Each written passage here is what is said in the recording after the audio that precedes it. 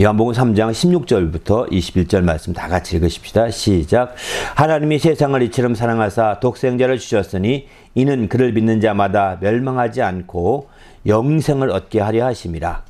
하나님이 그 아들을 세상에 보내신 것은 세상을 심판하려 하심이 아니요 그로 말미암아 세상이 구원을 받게 하려 하심이라. 그를 믿는 자는 심판을 받지 아니하는 것이요 믿지 아니하는 자는 하나님의 독생자의 이름을 믿지 아니함으로 벌써 심판을 받은 것이니라. 그 정죄는 이것이니 곧 빛이 세상에 왔을 때 사람이 자기 행위가 악함으로 빛보다 어둠을 더 사랑한 것이니라. 악을 행하는 자마다 빛을 미워하여 빛으로 오지 아니하나니 이는 그 행위가 드러날까 함이요 진리를 따르는 자는 빛으로 오나니 이는 그 행위가 하나님 안에서 행한 것임을 나타내려 함이라 하시니라. 아멘. 예. 두 번째, 하나님이 세상을 이처럼 사랑하사 두 번째 시간입니다. 오늘은 이제 지난 시간에는 세상에 대해 초점을 두고 세상이 어떻게 되는지 초점을 두고 말씀드렸다면 오늘은 이 세상은 바로 하나님의 사랑을 누리기에 적합한 곳임을 좀 나누고자 합니다. 이 세상이 그렇게 복잡하고 어렵고 또 이렇게 불로 멸망된 세상이라 하더라도 하나님의 사랑을 누리기에 가장 최적화된 바로 공간이 이 세상이라는 것입니다. 그래서 이 세상에 대해서 우리가 그 사랑을 누리면서 이 세상에 대해서 더 확실하게 세상에 사는 삶을 즐길 수 있어야 되겠다는 생각이 듭니다. 하나님의 사랑을 누리지 못하면 참으로 이 세상에 있는 삶을 즐기지 못하는 겁니다. 이 세상에 아무리 많은 관광을 했고 이 세상에서 아무리 많은 좋은 곳을 다 구경했고 아무리 좋은 음식을 다 먹었고 아무리 귀한 곳을 다 갔다 하더라도 여러분이 하나님의 상을 이 세상에서 누리지 못한다면 당신은 제대로 세상 산 게 아닙니다. 제대로 세상 산 것이 아닙니다. 그 상을 누리는 자만이 이 세상을 제대로 산 사람이라는 거예요.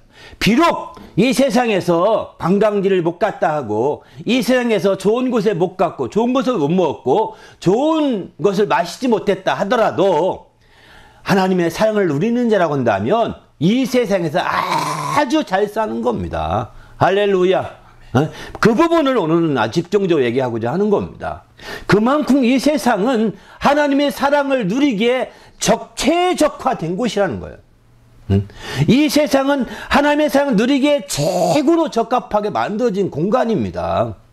그런 공간을 우리가 직시하지 않게 되면 우리는 이 세상에 살면서 엉뚱한 거 찾다가 밀려가는 겁니다. 시간만 허송세월을 보내게 되는 겁니다. 우리는 이 세상에 사는 동안에 하나님의 사랑을 누구보다 많이 누려서 하나님 이 세상 잘 살았습니다. 정말 이 세상 참 보람있게 살았습니다. 이렇게 말하고 마지막 날 훌쩍 떠나가는 그런 성도가 될 수 있기를 예수님의 이름으로 축원합니다. 할렐루야. 바로 지난 시간에 말씀드리기를 하나님이 이 세상을 사랑하되 그 사랑은 끝까지 사랑하시고 차별 없이 공정하게 사랑하는 사랑이라고 했습니다. 하나님이 끝까지 사랑해 주시고 차별 없이 공정하게 사랑하는 사랑이거든요. 그럼에도 불구하고 그 사랑을 느끼는 사람이 있고 못 느끼는 사람이 있는데 왜 그렇다고 했을까죠? 왜 그렇다고 했습니까? 그것은 바로 이 세상이 악한 자 안에 처해 있기 때문이라는 겁니다. 하나님의 사랑이 변해서가 아니라 하나님의 사랑이 없어서가 아니라 하나님의 사랑이 중단돼서가 아니라는 것입니다. 악한 자 안에 처해 있기 때문에 바로 그런 방해하는 자가 있는 것이고 중간에서 그렇게 흔드는 자가 있는 거죠. 그래서 우리는 그것 때문에 혼란에 빠지는 겁니다. 성경에 이렇게 말합니다. 바로 이 성경에 말하기를 이제 성경 보게 되면 우리가 오늘 본문에 이렇게 이 말씀 한번 보십시오. 3장 17절 말씀 봐보십시다. 하나님이 그 아들을 세상에 보내신 것은 세상을 심판을 하심이 아니요 그로 말미암아 세상이 구원을 받게 하려 하심이라 이렇게 말하지 않습니까? 바로 우리가 하나님의 상을 누리되 정말 이 세상에서 그렇게 많이 악한 자가 방해할지라도 구원받게 해서 그 상을 누릴 수 있도록 하시는 거죠. 악한 자가 방해하고 악한 자가 혼란스럽게 할지라도 정말 우리는 그 사랑에서 온전히 우리가 하나님의 사랑을 누릴 수 있도록 구원해 주신다는 겁니다. 구원해 주셔서 온전히 그 사랑을 누리고 힘있고 그 사랑을 말며 살게 하는 거죠. 이렇게 그 사랑을 누리고 힘있게 하려고 주님은 비유를 이렇게 말씀하시죠. 마태복음 12장 29절 보게 되면 사람이 먼저 강한 자를 결박하고서야 그 집에 있는 세간들을 늑탈하지 않겠느냐. 만약에 결박하지 않고서 어찌 늑탈할 수 있겠느냐. 이렇게 말씀하십니다. 이 얘기는 무슨 얘기냐면 세상 임금, 세상에는 영적이면 약한 자라고 하는 세상 임금이 있습니다. 그런 세상 임금에 처해 있는 겁니다. 요한일서 말씀에 분명히 말씀하죠. 요한일서 말씀처럼 정말 세상에 처해 있는 거예요. 그런 처해 있는 악한 자에게 있음에도 불구하고 우리는 정말 그 안에서 새롭게 우리가 나오게 되는 거죠. 새롭게 나오게 되는 거예요. 바로 구원받게 되는 것이죠. 주님이 구원해 주신 겁니다. 어떻게 구원하냐? 그 강한 자, 이상의 임금을 주님이 심판하시는 겁니다. 그를 결박한다는 것은 그를 심판하고 그리고 그 안에 있던 자들을 세간을 늑탈한다고 여긴 말씀하는데 끄집어내고자 한다는 것이죠. 그 안에 살고 있는 영혼들을 끄집어내고자 이렇게 하시는, 그렇게 해서 구원하신 거거든요. 바로 이 세상의 임금을 심판하지 않으면 소용이 없는 거죠. 그 요한복음 16장에 보면 바로 심판에 대하여 하면 이 세상의 임금은 심판이 받았으며 이렇게 16장 11절에 이렇게 말씀합니다. 바로 이제 세상 임금이 심판을 받았다는, 그리고 이렇게 심판하기 위해서 요한복음 16장 마지막 33절에 보게 되면 내가 세상을 이겼다. 너희는 담대하라. 환난을 받을지라도 담대하라. 내가 세상을 이겼다라고 담대하게 선포합니다. 주님이 세상 임금을 심판하고 이겼다는 얘기죠, 사실은. 그렇게 해서 그 세상 임금을 강한 자를 결박하고 마침내 그 안에 있는 세간을 늑탈하듯이 그 아래에 속해 있던 자들을 다 끄집어내고자 하신 거죠. 구원이라는 것이 무엇이냐? 바로 이 강한 자 안에 사로잡혀 있던 자들을 거기서부터 해방시키는 것입니다. 강한 자, 세상 임금에 의해 사로잡혀 있던 자들을 해방시켜내는 것이 구원이라고 이렇게 표현할 수 있는 거죠. 그래서 그 안에 있는 자들을, 바로 세상 임금을 심판한 것은 그 안에 있는 그 사로잡혀 있던 자들을 심판하고자 함이 아닙니다. 그들을 해방시키려고 세상 임금을 심판한 것이죠. 주님은 말씀합니다. 오늘도 분명 17절 이렇게 말씀하지 않습니까? 내가 세상을 심판하려 하시면 아니라고 하지 않습니까? 세상을 심판하지 않는다 하는데도 불구하고 세상 임금은 심판하거든요. 재밌지 않습니까? 세상 임금은 심판하고 그 세상 아래에 있던 자들, 그를 세상 임금에게 사로잡혀 있던 자들을 이제 해방시키려고 하는 거죠. 이게 바로 구원하는 것입니다. 이렇게 한 것이 왜 그럴까요? 바로 주님의 사랑을 누리게 하려고 했던 것이죠. 그 사랑을 누리고 그 사랑을 힘있게 하려고 그렇게 했던 거죠. 좀 더 여기서 우리를 구원해서 주님의 사랑을 누리게 한다는 것을 좀 다른 차원에 설명한 말씀이 있습니다. 로마서 8장 30절 보게 되면 이렇게 설명합니다. 미리 정하신 그들을 또한 부르시고 부르신 그들을 의롭다 하시고 의롭다 하신 그들을 또한 영화롭게 하셨느니라, 이렇게 표현하죠. 우리가 구원받아서 우리가 주님의 사랑을 누리게 되는데 그것을 어떻게 했냐? 미리 주님이 부르시고 또 부르신 그들을 의롭다 하시고 의롭다 하신 그들을 영화롭게 해서 마침내 정말 그 사랑을 완전히 누릴 수 있는 자가 된 것이죠. 할렐루야. 이렇게 우리가 주님의 부르심을 통해서 이런 주의 놀라운 이런 사랑을 누리게 된 것이죠. 바로 부르심을 어떻게 부른 것이냐? 이사야서 43장 1절에 보면 이렇게 말씀합니다. 야곱아, 너를 창조하신 여호와께서 지금 말씀하시느니라. 이스라엘아, 너를 지으신 이가 말씀하시느니라. 너는 두려워하지 말라. 내가 너를 구속하였고 내가 너를 지명하여 불렀나니 너는 내 것이라. 이렇게 말씀하지 않습니까?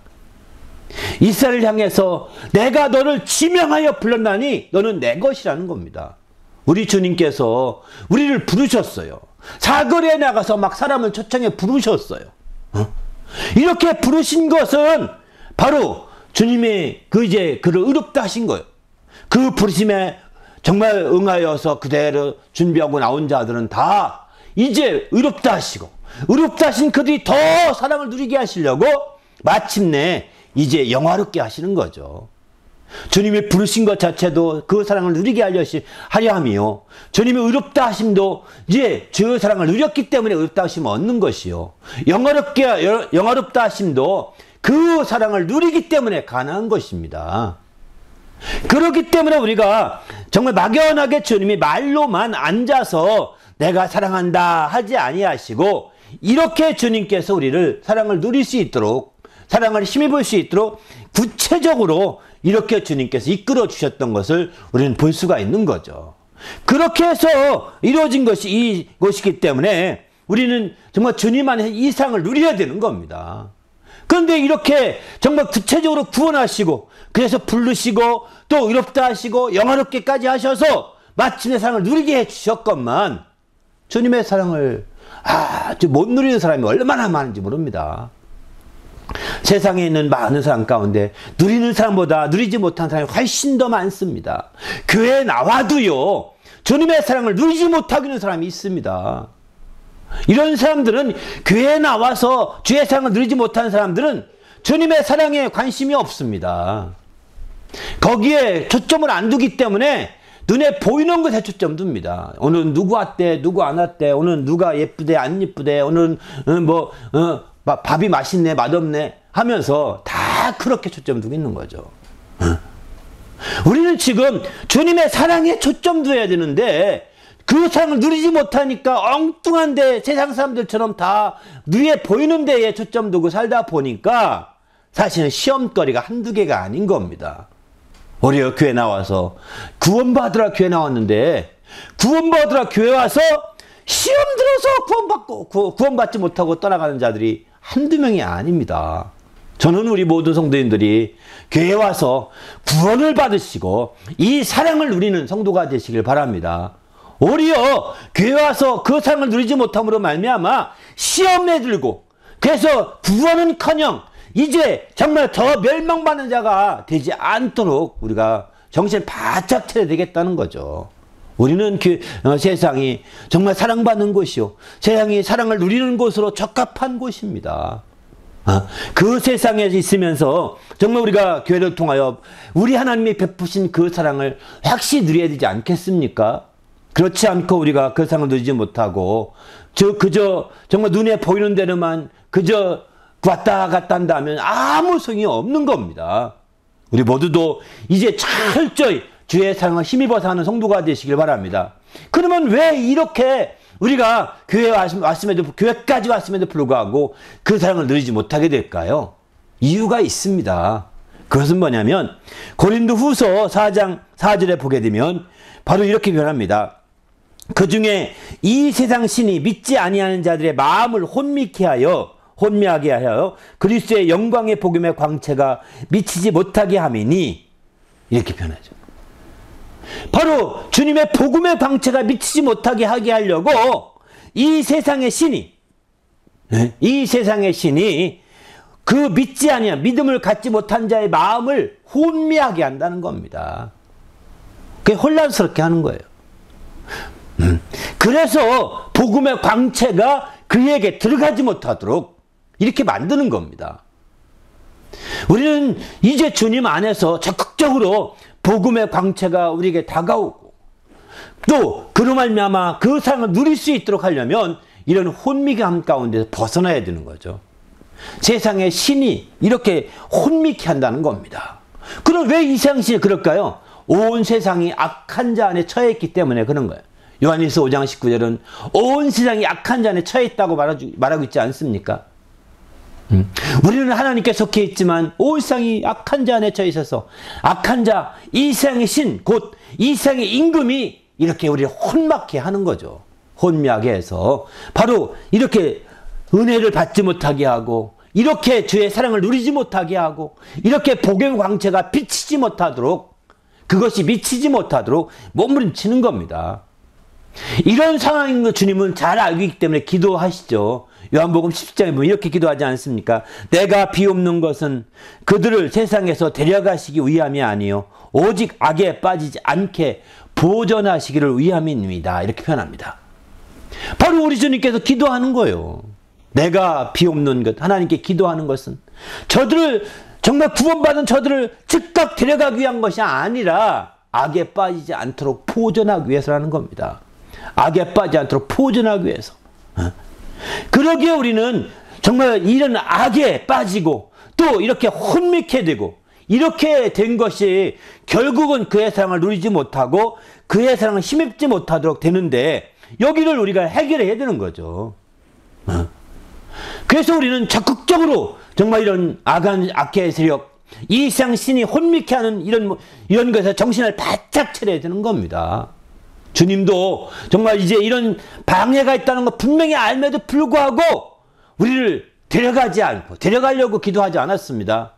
오히려 이 땅에 남겨놓으시고 그들을 위해서 기도하죠. 악에 빠지지 않게 하여 주시옵소서. 우리도 주기도문에 늘 기도하지 않습니까? 다만 악에서 구하시옵소서 이렇게 기도하잖아요. 바로 앞에 있는 게 많이 기도가 있지만 그건 아니어도 좋습니다. 다만 이것만 응답해달라는 뜻이거든요. 다만 악에서 구하시옵소서는 앞에 일용할 양식도 안 줘도 됩니다. 내게 정말 죄지은 자라 사해준 것 같고 날 죄 사해주지 않아도 괜찮습니다. 그러나 다만 악에서는 날 구해 주십시오. 이렇게 기도하는 거예요, 사실은. 다만 악에서 구해달라는 것은 앞에 걸 잠시 부분적으로 부정하는 면이 없잖아요. 있는 거거든요. 그렇지 아니할지라도 이것만은 되게 달라는 거거든요. 이 악에서 구해달라는 것은 악한 자에게서, 이런 이 세상이 혼미케 하는 데서, 악한 자에게 빠지는 데서 구해달라고 하는, 구하시옵소서라고 이렇게 초점 두고 주님이 늘 기도하지 않습니까? 기도를 가르치셨잖아요. 바로 우리가 그런 세상에 살고 있음에도 불구하고 주님은 기도하실 때 주여 이런 세상이니까 저들을 데려가게 하옵소서, 믿는 적실 함께 데려가게 해달라고 이렇게 기도하지 않았습니다.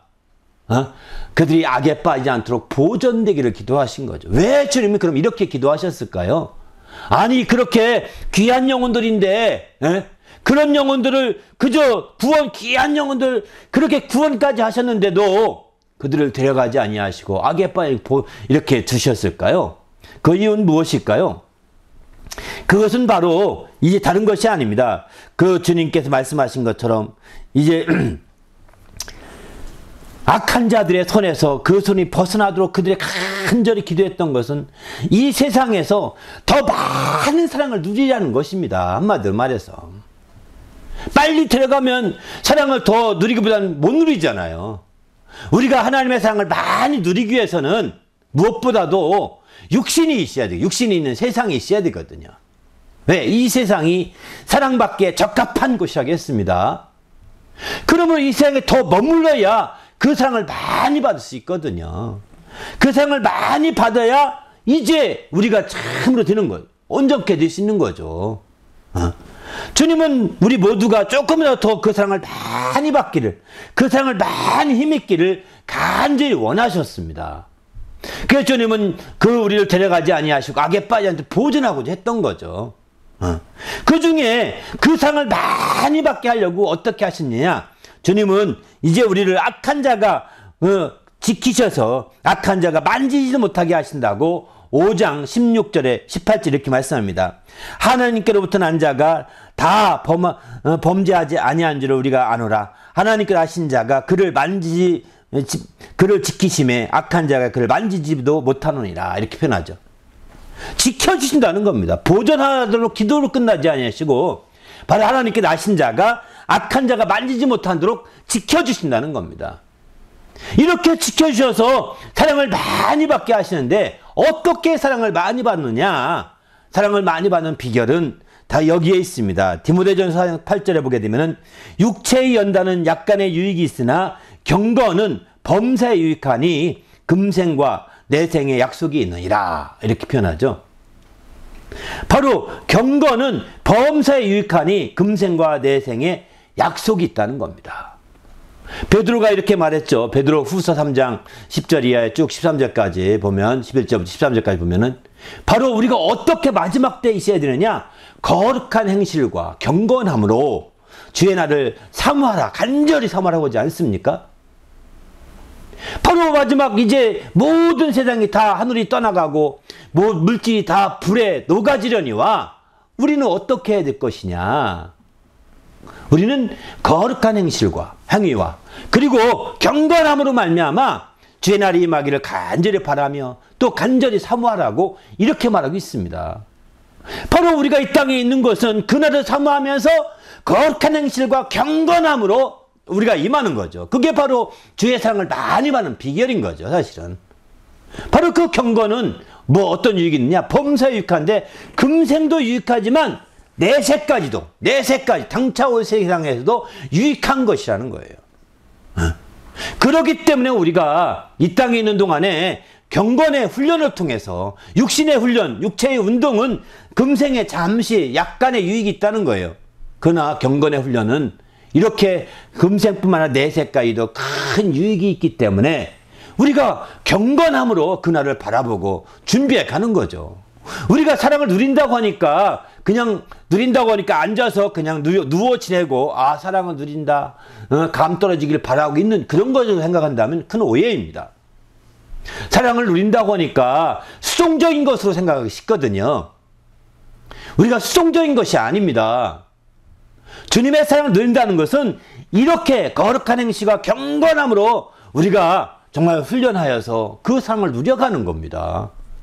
우리가 깨어있지 않고 능동적으로 하지 않게 되면 그 상을 누릴 수가 없습니다. 어느 때까지 부모님이 여러분에게 밥을 떠먹여 주겠습니까? 어느 때까지 부모님이 여러분에게 옷을 입혀 주겠습니까? 어느 때까지 부모님이 여러분에게 신발을 신겨주며 양말을 신겨줄 수 있겠습니까? 어릴 때나 가능한 거죠.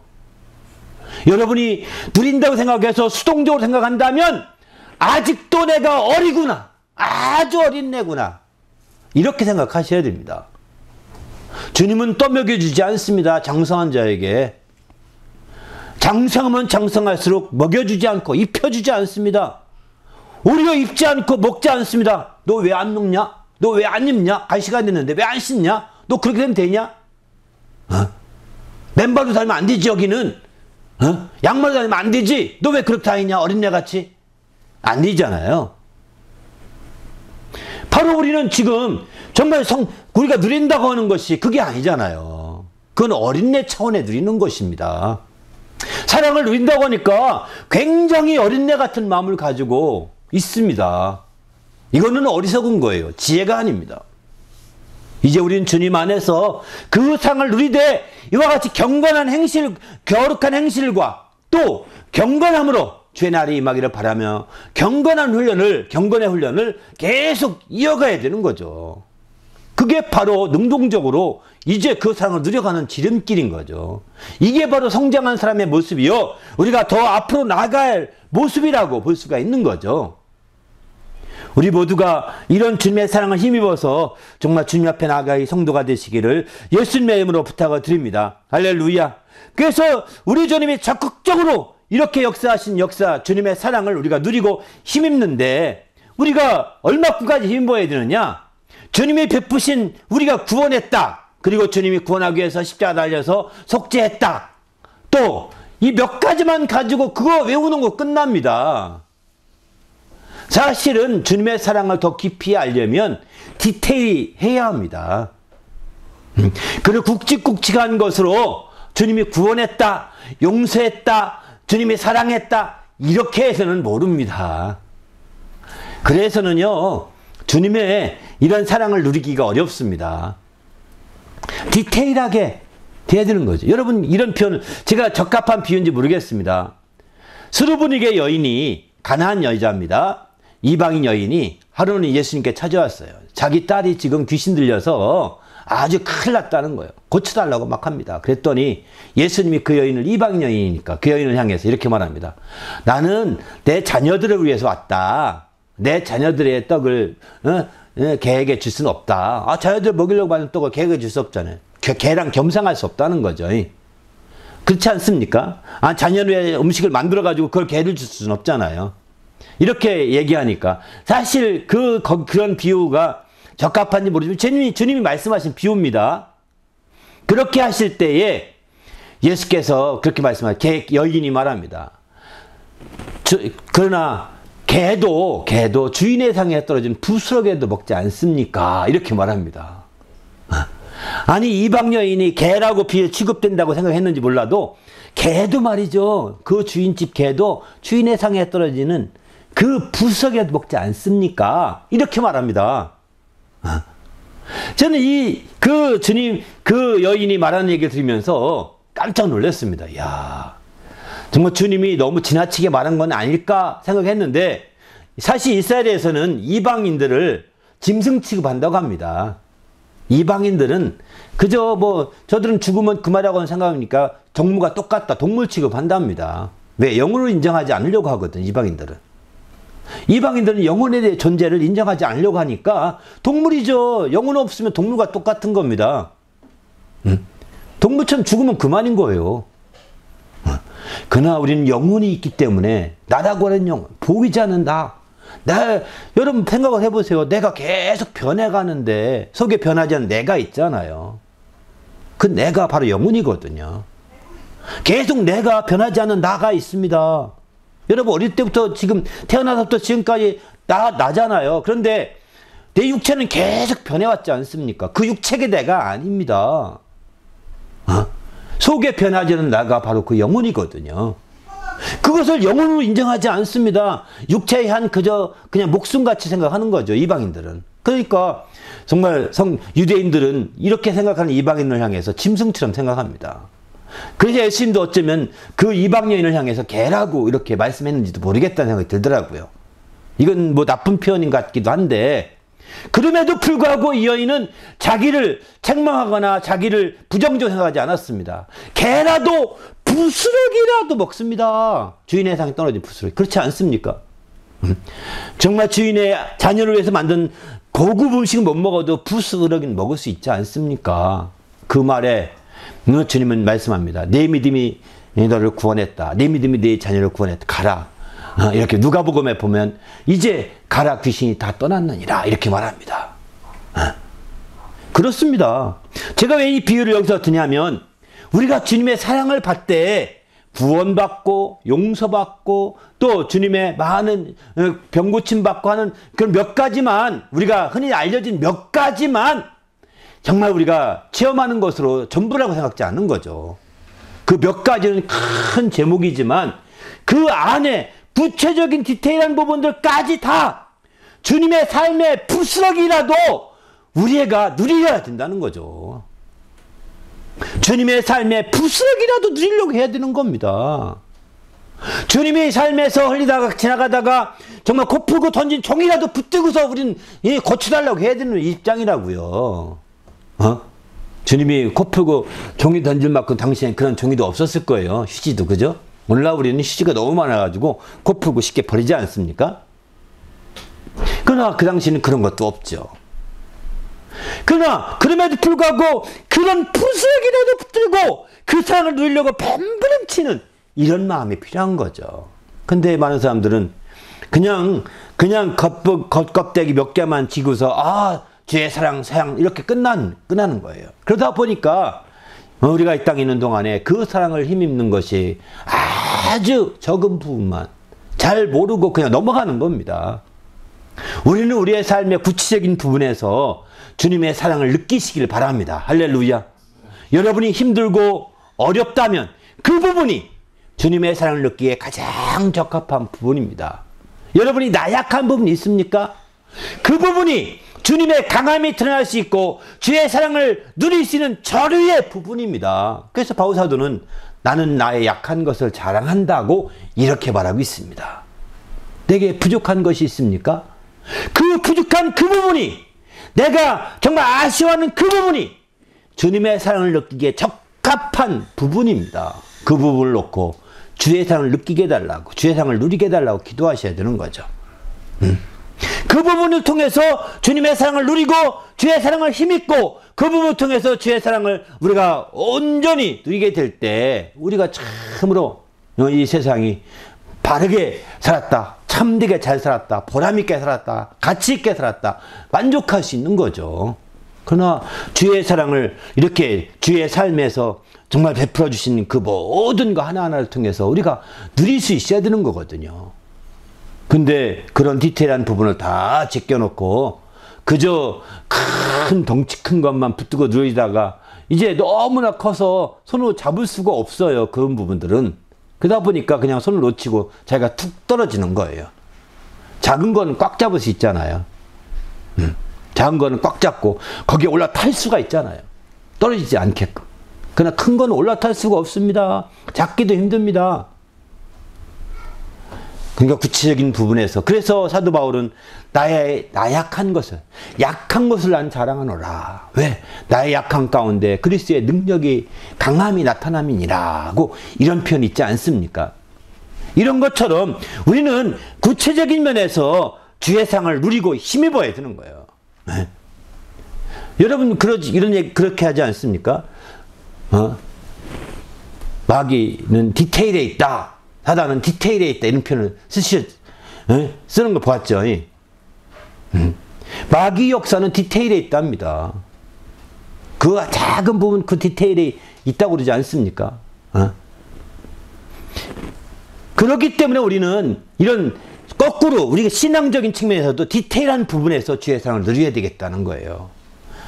악한 이 세상 임금도 디테일한 부분에서 우리의 그 발목을 잡으려고, 디테일한 부분에서 우리의 정말 넘어지게 하려고, 디테일한 부분에서 우리를 자빠지게 하려고 몸부림치고 있는 거거든요. 우리는 이럴 때일수록 작은 부분에서, 정말 디테일한 부분에서 정말 주의 사랑을 붙들고 늘어져야 합니다. 체험해야 합니다. 거기서 우리 연약할 때, 우리가 부족할 때, 우리가 아쉬울 때, 우리가 힘들 때, 우리가 고난받을 때, 우리가 고통스러울 때 바로 그 사랑을 누려야 되는 거예요. 누리게 해달라고 붙들고 늘어져야 되는 겁니다. 주님의 삶에 작은 부스럭이라도 내가 온전히 먹을 수 있지 않습니까? 난 그의 자녀가 아닙니까? 하면서 늘어져야 믿음을 발휘해야 되는 거죠. 그럴 때 마침내 우리는 주의 사랑을 누릴 수 있게 되는 거예요. 이게 그냥 앉아 누워 있으면서 한다면 이게 어린애 같은 겁니다. 옷 입혀주세요. 또 먹여주세요. 여기 있어. 어떤 애는 아기들 먹여달라고 말도 못하는 아이들 같죠. 입만 버리고 있는 사람 아이가 있지 않습니까? 이런 것처럼 우리가 그렇게 해서는 안 된다는 거죠. 구체적인 면에서 디테일한 부분에서 정말 마귀도 디테일한 부분에서 그렇게 틈타와서 시험하는 것, 우리도 디테일한 부분에서 적극적으로 그 사랑을 힘입어 나가고자 몸부림치는 성도가 되시기를 예수님의 이름으로 축원합니다. 할렐루야. 그래서 우리가 적극적인 마음, 적극적으로 그렇게 우리가 하지 않으면 안 되겠다는 거죠. 우리 모두도 이렇게 마지막 때 깨어서 적극적으로 주님의 놀라운 역사들을 체험하고 경험하는 성도가 되시기를 예수님의 이름으로 축원합니다. 할렐루야. 그러면 우리가 이 세상에서 이런 사랑을 누리고 이렇게 정말 그 보존, 그 경험을 통해서 주님의 우리가 악에 빠지지 않고 보존되어서 그 사랑을 많이 디테일한 부분에서 누리게 된다면 그러면 저 세상에도 어떻게 될까요? 나사로 얘기를 한번 먼저 예를 들까요? 부자와 나사로 비유가 있죠? 부자에게 이렇게 말합니다.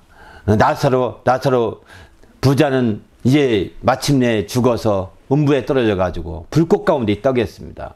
불꽃 가운데 있어서 이제 막 목이 타서 보니까 거지 나사로가 자기 문전에서 구걸 걸씨가던 나사로가 이제 아주 아브라함 품에 있는 걸 보면 깜짝 놀랍니다. 그러면서 나사로를 시켜서 물을 찍어서 내 입에 떨어뜨려 달라고 이렇게 호소합니다. 부자가. 그때 하나님께서 아브라함은 그 부자에게 이렇게 말하지 않습니까? 너는 세상에 있을 때 다 받았다. 이렇게 말합니다. 다 누렸고 받았고 이 나사로는 세상에 있을 때 받지 않았으니 바로 이제 이렇게 지금 대우받는 것이다 라고 심지어 그런 식으로 표현합니다. 여러분 부자가 이 땅에 있는 동안에 다 누렸다는 거예요. 부자니까 다 누렸겠죠. 그런데요 하나님의 사랑은 반대입니다. 하나님의 사랑은 이 땅에 있는 동안에 하나님의 사랑 받지 않고 세상을 사랑해서 세상의 재물로 다 누린 자들은 그럴지 모르겠지만 하나님의 사랑은요 이 땅에 많이 받으면 받을수록 바로 저 세상에도 많이 받게 됩니다. 이게 놀라운 이치입니다. 이 세상에서 하나님의 사랑을 받지 않으면 저 세상에서 하나님의 상을 받을 수가 없습니다. 여러분, 정말 누구나 장차 올 세상에서 그 상을 받고 싶은 건 누구나 똑같은 마음일 거예요. 있다면 다 받고 싶을 것입니다. 그런데 이 세상에서 받지 않은 자들은 장차 그 세상에 들어갈 수도 없고 그 세상의 사랑을 받을 수가 없다는 거예요. 이 세상에서 뒤틀린 부분에서 하나님의 사랑을 많이 받은 자들이 장차 하나님 나라에 가서도 저 세상, 장차 올 세상에서도 더 놀라운 사랑을 많이 받을 수 있게 되고 누릴 수 있게 되는 것이죠. 왜냐하면 성경은 바로 행한 대로 갚아주신다는 게 대원칙이기 때문입니다. 행한 대로 갚아주신다는 거예요. 네. 그래서 마태복음 16장 27절 보면 인자가 아버지 영광으로 그 천사들과 함께 오리니 그때에 각 사람이 행한 대로 갚으리라.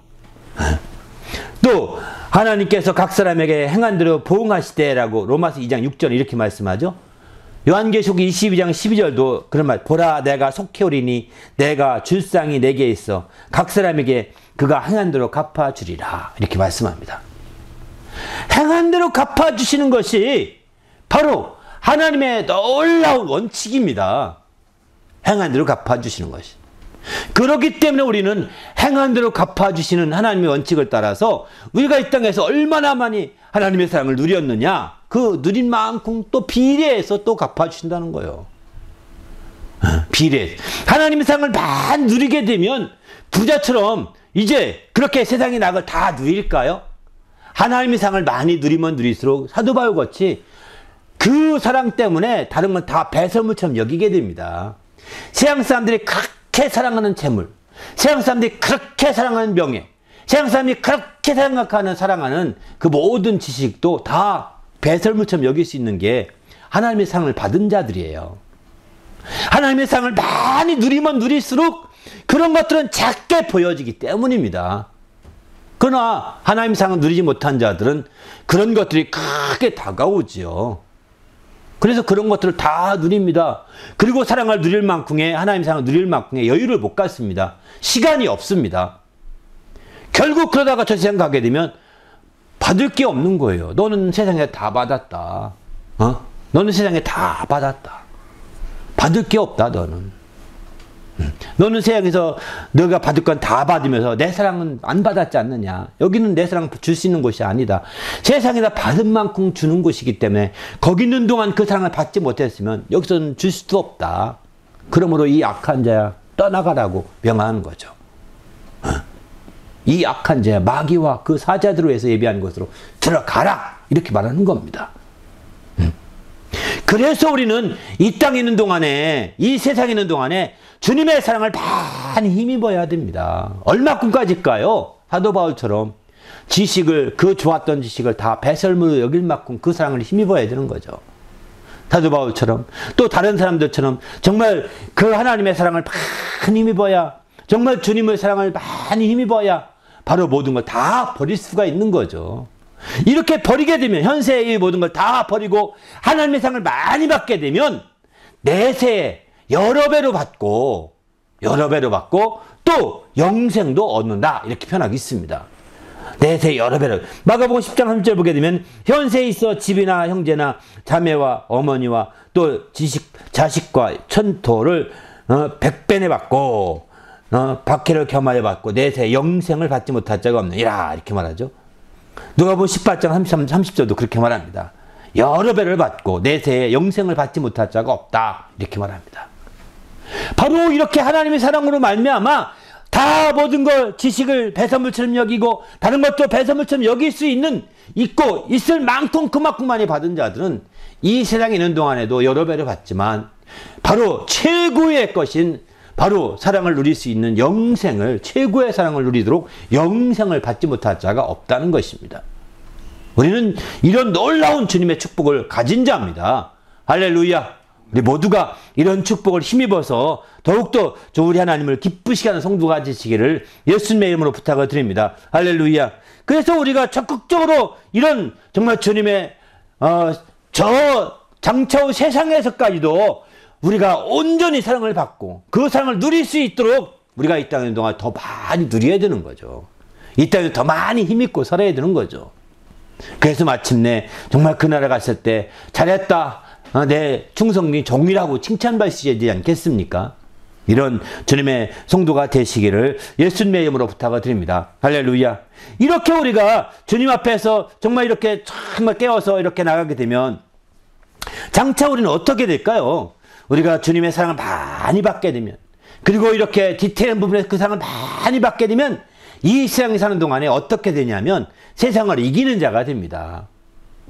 주님을 사랑을, 아버지의 사랑을 많이 받았던 주님이 세상을 이긴 것처럼 우리도 주님의, 하나님의 사랑을 많이, 세상을 사랑하신 그 사랑을 많이 받고 누리게 되면 우리도 세상을 이기는 자가 되는 거죠.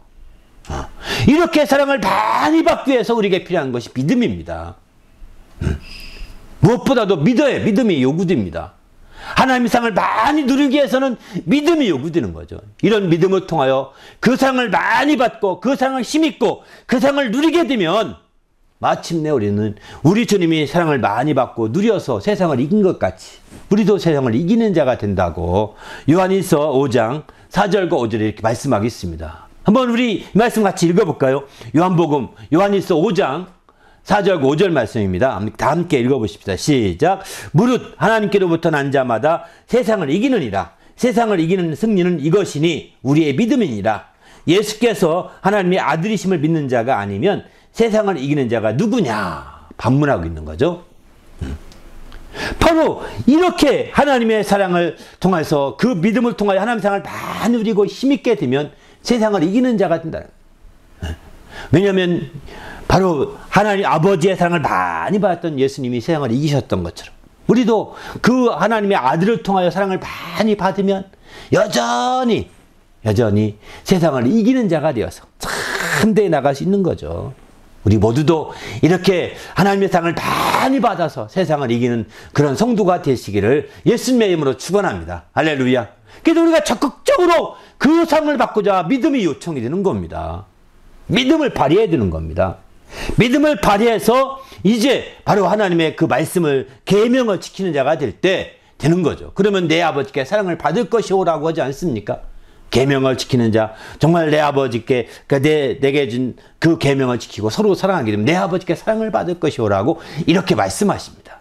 그런 차원에서 우리가 믿음으로 말미암아 주의 계명을 지켜서 나가게 될 때 넉넉히 주의 사랑을 받게 되고, 그로 말미암아 세상을 이길 수 있는 귀한 성도가 되는 거죠. 그래서 하나님이 사랑을 받는다는 것은요, 그냥 단순한 것이 아닙니다. 사랑받으면 좋겠다 정도가 아닙니다. 사랑받으면 세상에서 당당한 자가 되는 겁니다. 세상에서 담대한 자가 되는 겁니다. 왜? 세상을 이기기 때문이죠. 세상을 두려워하지 않습니다. 세상을 이제 두려워하지 않고, 오히려 이 세상이 오히려 자기를 공격하고 있고 오히려 공략해 온다는 느낄 때가 있어요. 아, 세상 임금이 이거 틈타겠다, 세상 임금이 이거 방해하겠다, 이렇게 느낄 때가 있다니까요. 하나님 말씀대로 정말 살다 보면 그렇게 되기 때문에 우리가 이 땅에 사는 동안에 하나님의 사랑을 많이 그렇게 되기까지 받아야 되는 거죠. 그 사랑을 힘입어서 이제 세상을 이기는 주님의 성도가 되시기를 예수님의 이름으로 축원합니다. 할렐루야. 이렇게 하기 위해 꼭 필요한 것이 바로 뭐냐? 히브리서 10장 38절에 보게 되면 말씀합니다. 나의 의인은 믿음으로 말미암아 살리라. 또한 뒤로 물러가면 내 마음이 그를 기뻐하지 아니하리라 하셨으니, 바로 우리가 뒤로 물러가 멸망할 자가 아니요 오직 영혼을 구원함에 이르는 믿음을 가진 자니라, 이렇게 표현하죠. 히브리서 10장 38, 39절의 말씀입니다. 바로 우리는 뒤로 물러갈 자가 아니라는 거예요. 그래도 우리가 하나님의 사랑을 누리는 자들은 뒤로 물러가지 않습니다. 왜냐하면 그 사랑을 말미암아 넉넉히 세상을 이긴다고 로마서 8장 33절이 말씀하지 않습니까? 넉넉히 세상을 이기는 거예요. 그 사랑으로 말미암아. 그러기에 우리는 적극적으로 그 사랑을 힘입고 그 사랑으로 말미암아 세상을 이겨나가는 그런 귀한 성도가 되어야 되는 거죠.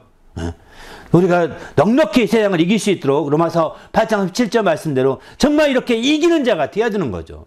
사랑이 아니면 이길 수 없어요. 로마서 8장 17절 전후에 보게 되면 바로 이 사랑은 결단코 우리를 끊어낼 수 없다고 하죠. 환난이나 기근이나 적시나 모든 것에서 끊어낼 수 없다고 했습니다. 그래서 넉넉히 이긴다는 거예요. 바로 그 사랑을 누리기 위해서 우리는 믿음으로 담대히 나가야 되는데 이 믿음은 뒤로 물러가지 않는다는 거예요. 오히려 담대하게 하고 당당하게 하고 앞으로 전진하게 하는 것이죠. 우리도 이제 주님 안에서 정말 뒤로 물러선 자가 아니라 앞으로 전진해가고 믿음의 진보를 보이는 성도가 되시기를 예수님의 이름으로 축원합니다. 할렐루야. 우리가 육신적으로는 때로는 답답한 일도 있고 어려운 일도 있고 힘든 일도 있습니다. 하지만 이런 것들이 우리의 발목을 잡아서 이렇게 할 수는 없지 않습니까? 우리는 이제 우리를 사랑하신 이 예수 그리스도로 말미암아 정말 넉넉히 이기는 자가 되어야 되는 거죠. 그렇기 때문에 이제 믿음을 가지고 사는 자들은 바로 세상을 이기고 이제 마침내 뒤로 물러가지 아니하고 오직 앞으로 나가서 영혼을 구원함에 이르게 하는 그런 자들이라는 것이죠. 우리 모두도 영혼을 구원함에 이르는 이런 성도가 되시기를 예수님의 이름으로 축원합니다. 그래서 히브리서 12장에서는 이렇게 말합니다. 우리의 초점을 바로 설정하라고 이렇게 말씀합니다. 믿음의 주여 온전케 하신 이인 예수를 바라보자 이렇게 말합니다. 바로 우리의 초점을 세상에 초점 두지 말고 믿음의 주가 되시고 우리를 온전케 하신 이 예수 그리스도에게 초점을 바로 두어서 주의 사랑을 누리는 자들이라고 한다면 이렇게 명확한 우리의 초점과 우리의 목표를 두고 나가야 되는 거죠. 그분만 바라보고 그분만 의지하고 그분처럼 그분이 행하신 것을 그대로 행하면서 하나님의 자녀답게 살아가야 되는 거 아니겠습니까? 하나님의 사랑받은 자처럼 살아가야 되지 않겠습니까? 하나님의 사랑받은 자처럼 그렇게 행할 때에 마침내 우리는 바로 앞으로 나아가 전진 또 앞으로 나갈 수 있을 것입니다. 그리고 마침내는 영혼을 구원함에 이르게 하는 놀라운 믿음의 역사가 나타날 것입니다. 성경은 이렇게 분명히 우리에게 약속이 있어요. 이 모든 약속을 따라 이제 누구보다 먼저 무엇보다 먼저 그분의 사랑을 이 세상에 있는 동안에 많이 누리게 해달라고. 하나님 내가 이 세상에 삽니다. 벌써 살아온 지 수십 년이 지났습니다. 그 사랑을 많이 누리게 해주십시오. 그 사랑을 많이 믿게 해주십시오. 특별히 디테일한 부분에서 구체적인 부분에서 그 사랑을 많이 누리게 해주십시오. 구체적인 부분에서 그 사랑을 많이 힘있게 해주십시오. 그렇게 해서 마침내 세상을 이기고 세상을 능히 정말 담대한 자가 담대하게 세상을 살아갈 수 있도록 인도해달라고 오늘 말씀을 생각하면서 간절히 합심해서 기도합니다.